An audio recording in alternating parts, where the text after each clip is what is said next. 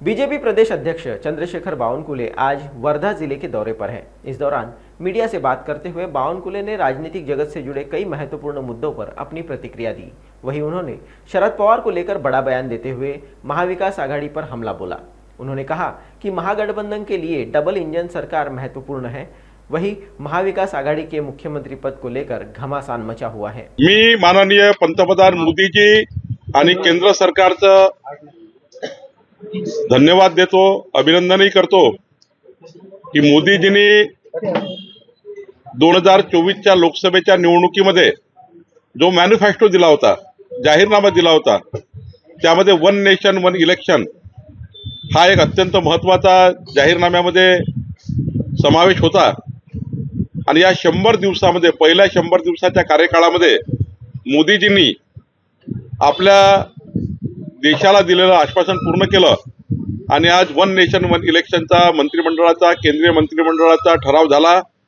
लवकरच राज्यसभा लोकसभेमध्ये यावर चर्चा होऊन मला असं वाटतं या देशामध्ये अनेक वर्षापासून 1952 57 याचे अनेक रेफरन्सेस आहेत।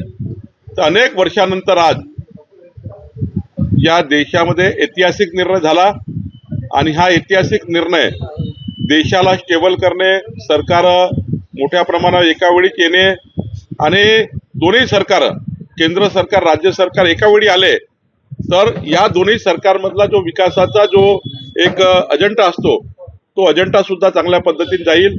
दोन्ही सरकार म्हणजे कुठल्याही पक्षाचे असो, दोन्ही सरकार एका वेळा जेव्हा अस्तित्वात येतील तेव्हा एक निश्चितपणे या देशाच्या विकासाला मोठा आधार मिळणार आहे।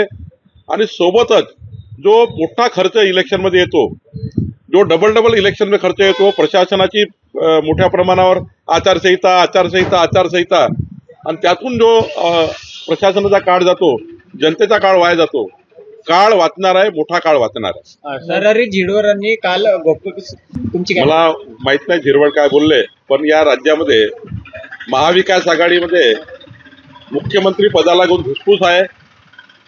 शरद पवार साहेबांना सुप्रियाताईंना मुख्यमंत्री करण्याचा त्यांनी चंगत बांधला आहे।